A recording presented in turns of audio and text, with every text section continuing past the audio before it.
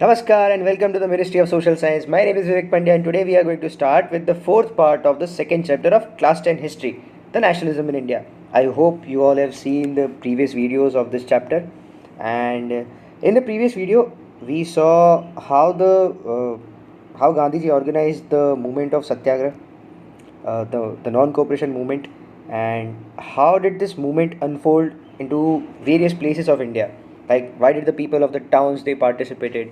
Why did the people of the from the countryside, why did they choose to participate in this movement? Why did the tribal peasants they participated in the movements? What was the meaning of Swaraj for the tribals? What was the meaning of Swaraj for the plantation workers? And this movement, the movement was called off by Gandhiji because it was turning violent in many places. So today's lesson is going to start what happened after this non-cooperation movement ended. So the first thing that happened was Gandhiji took the responsibility and he was arrested. And what he said was that the people of our country they needed to be trained. He had to withdraw the movement because the movement was turning violent in many places. And according to him, the satyagrahis needed to be properly trained. And only then, when they are ready for mass struggles, a new a nationwide movement can be launched and India can fight for freedom. So, listening to this, the members of the Congress, within the Congress, all the leaders, many of the leaders, not all the leaders, they were tired of these type of mass struggles and they wanted to participate in the elections to the provincial councils. So, what were these provincial councils? So, like today we have the Constitution of India and the entire government, entire country functions on the basis of the rules which are mentioned in the Constitution of India. And in the year 1919, a similar set of rules was provided to the Indian government, and the act was known as the Government of India Act. And according to that, there were provinces in India, 13 provinces in India, and all these provinces they had separate elections. Like today we have assembly elections for each of the states. In the same way, each province had their own assembly elections. And during the non-cooperation movement, the members of the political parties they were asked to not participate in those elections. So soon after the end of the movement, the leaders they they showed an urge to participate in these in these elections. So there were leaders like Chittaranjan Das and Motilal Nehru. They came up and they formulated a new political party which was known as the Swaraj Party. देखो इनका एक simple सा एक फंडा था कि because of the non cooperation movement it was the first time that the entire country वो साथ में आ गए थे, सब लोग एक ही डायरेक्शन में सोच रहे थे टू गेन दैट इंडिपेंडेंस. तो ये मोमेंटम को लूज़ नहीं करना था. And because of that they formulated this political party to participate in the elections. तो C R Das and Motilal Nehru इन्होंने स्वराज पार्टी बनाया और ये कांग्रेस के साथ में ही थे. And they decided to return to politics. पर जो यंगर लीडर्स थे like Subhash Chandra Bose, Jawaharlal Nehru and many others, ये लोग अभी भी कन्विंस थे कि एक radical mass agitation was needed for full independence. ठीक है. So this was what happened exactly the soon after the movement ended and Gandhi ji arrest. But इसके बाद कुछ और फैक्टर्स थे, इंटरनेशनल फैक्टर्स, जिसने शेप किया इंडियन पॉलिटिक्स को इन द 1920s. हम लोग उसमें से कुछ फैक्टर्स को हम लोग स्टडी करेंगे. The first thing was the world wide economic depression. So the agricultural prices ये इसका कलेप्स हो गया इन 1926. एंड 1930s के बाद तो हमारे फार्मर्स को कुछ भी नहीं मिल रहा था because the exports of the agricultural goods decline हो गए. ठीक है. you learned about the economic depression of 1929, the great economic depression of 1929 in 9th standard. ठीक है. तो मैं उसके बारे में यहाँ पे ज़्यादा नहीं बता रहा हूँ. Because of that same event India के भी ऊपर उसका एक असर पड़ा था. And the goods which were exported from India उसका डिक्लाइन हो गया and the people were not able to gain anything. तो जितने भी क्रॉप्स थे उसके अंदर से उनको कोई भी रेन्यूमरेशन नहीं मिल रहा था. And the entire country side was in a turmoil. This was the first thing. एक और चीज़ इंडिया के अंदर हुआ, that was the coming of the Simon commission. Now ये जो एक्ट है the government of India act, इसके अंदर खुद ही में एक प्रोविज़न था कि आफ्टर 10 ईयर्स इसके लिए इंग्लैंड की गवर्नमेंट एक कमीशन भेजेगी to see if how was the country functioning on the basis of this law. ठीक है. ये लॉ कैसा है, अच्छा है, बुरा है, इसके अंदर क्या मॉडिफिकेशंस करने की ज़रूरत है, उसके लिए वो लोग एक कमीशन भेजने वाले थे. But after 10 years But because of the non-cooperation movement and as the Indian people, they were all protesting against everything which the government was doing. तो 8 साल के अंदर ही इनको एक कमीशन भेजना पड़ा. And this commission was headed by sir John Simon. तो इसका नाम उस पे से पड़ा साइमन कमीशन. इसका पर्पस क्या था? Its purpose was to look into the functioning of the government of India. ठीक है, हमारा कॉन्स्टिट्यूशनल सिस्टम कैसा चल रहा है उसके ऊपर ये लोग डिस्कशंस करने के लिए आने वाले थे. कुछ suggest, they were here to suggest changes. ठीक है, बट इंडियन पीपल, वो लोगों को इसके साथ एक प्रॉब्लम था. द प्रॉब्लम वॉज दैट अगर आप लोग हमारे कंट्री का अगर कॉन्स्टिट्यूशनल सिस्टम अगर स्टडी करने के लिए आ रहे हो, उसके लिए चेंजेस सजेस्ट करने के लिए आ रहे हो, तो इंडियंस को तो इन्वाइट करो. साइमन कमीशन के अंदर 7 मेंबर्स थे. All the 7 members were from Britain. तो जैसे ये कमीशन इंडिया में आया, the commission was greeted with the slogan Simon go back. इसके बारे में हम सबको पता है. Our one of the prominent leaders Lala Lajpat Rai, उनकी यहाँ पे डेथ भी हो गई थी. ठीक है, so the commission came to India in 1928. And इसके पीछे एक और स्टोरी है. द स्टोरी इज़ कि जैसे इंडियन मेंबर्स इन लोग ने प्रोटेस्ट किया अगेंस्ट द कमीशन, तो ब्रिटिश गवर्नमेंट ने ये जो डिसकंटेंट जो था उसको एक्नॉलेज तो किया, बट इन्होंने पूरे के पूरे ये कमीशन के चेंजेस के अंदर, कमीशन के अंदर कोई भी चेंजेस नहीं किए. ठीक है, कमीशन का composition was it remain the same.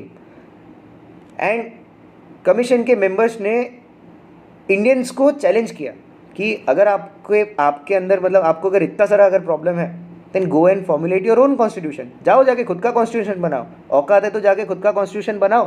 तो this was what they told the Indians. और ये एक्चुअली एक गलत बात भी है यहाँ पे कि ऐसा हम लोग बोलते हैं कि there were no Indian members. Discontent के बाद actually 1 Indian member was called for the meeting, और वो लीडर थे हमारे B R Ambedkar. So doctor B R Ambedkar was called for the meeting, but फिर भी there was no political party involve. वो अपने आप से वो एक लीडर थे. He was a lawyer, so he went there. And this was not the first instance कि इंडियंस को इस तरह से चैलेंज किया था.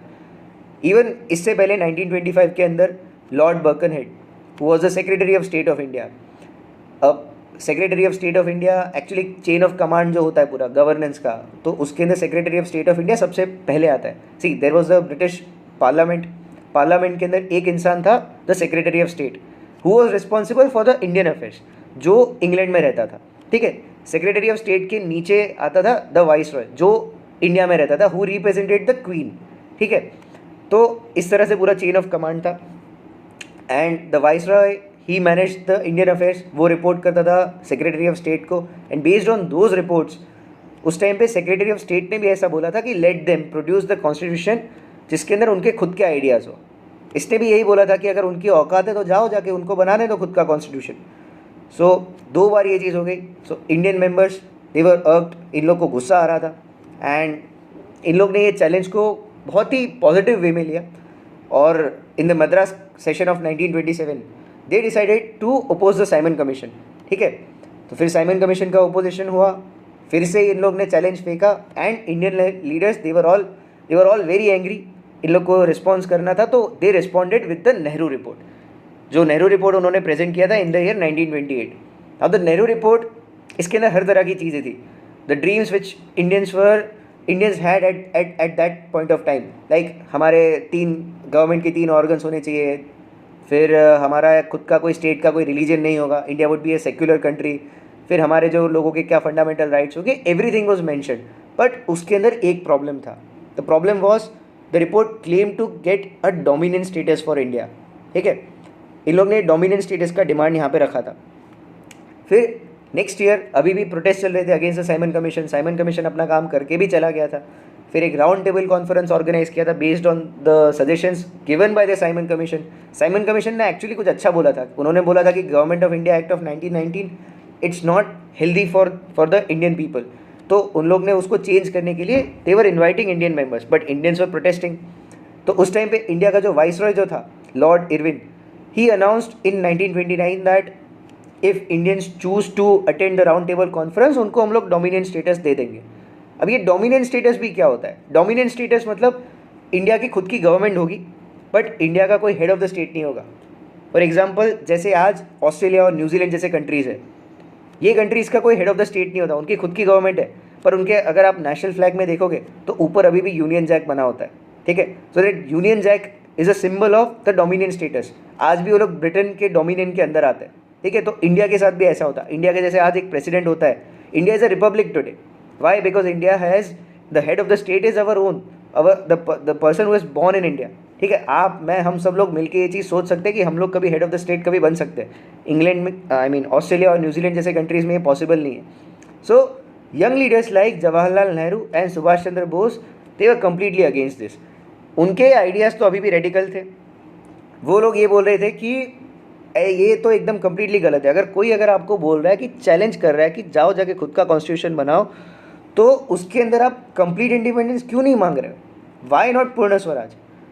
ऐसा कौन करता है? तो उन लोग ने बहुत ज़्यादा डिबेट्स किए विद द मॉडरेट्स, विद ये रेडिकल लोगों ने जाके मतलब काफ़ी ज़्यादा इन्फ्लुएंस किया। And later in December 1929 they were all convinced under the presidency of Jawaharlal Nehru at the Congress at the Lahore session.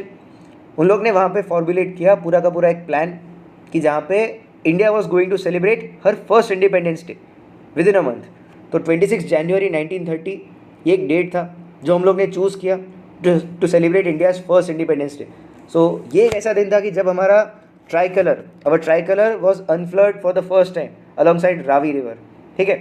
तो ये बहुत ही इंपॉर्टेंट दिन था हमारे लिए, 26 जनवरी 1930। And that is the reason कि इंडियन कॉन्स्टिट्यूशन वो बन के रेडी हो गया था on 26 November 1949। But we still chose to impose the Indian constitution from 26 जनवरी 1930। हम लोग ने 2 महीने का वेट किया उसके अंदर, ठीक है। 2 महीने का वेट इसलिए किया क्योंकि the dream which we had all seen on 26 January 1930 for gaining complete independence, वो हम लोग को उसी दिन ख़त्म करना था। उस डेट का इतना इंपॉर्टेंस था क्योंकि उस दिन को हम लोग ने हमारा फर्स्ट इंडिपेंडेंस डे सेलिब्रेट किया था। पर ये इंडिपेंडेंस डे सेलिब्रेट करना, अभी भी इसके अंदर कुछ प्रॉब्लम्स थे। Problems like it was just an abstract idea, मतलब फ्रीडम का मीनिंग तो कुछ होना चाहिए लोगों के लिए। So then entered Gandhi ji. Gandhi ji ने इस इंडिपेंडेंस के आगे उन्होंने वो मीनिंग लगाया। What was the meaning of independence? जैसे हम लोग ने देखा during the non cooperation movement, the meaning of Swaraj was different for different people. तो गांधी जी अब ये चीज़ समझ गए थे कि अगर आप लोग को अगर सपोर्ट चाहिए तो इन सब के लिए फ्रीडम का सेम मीनिंग भी होना चाहिए। सो उसके लिए गांधी जी ने क्या किया, we will look into it in the next video.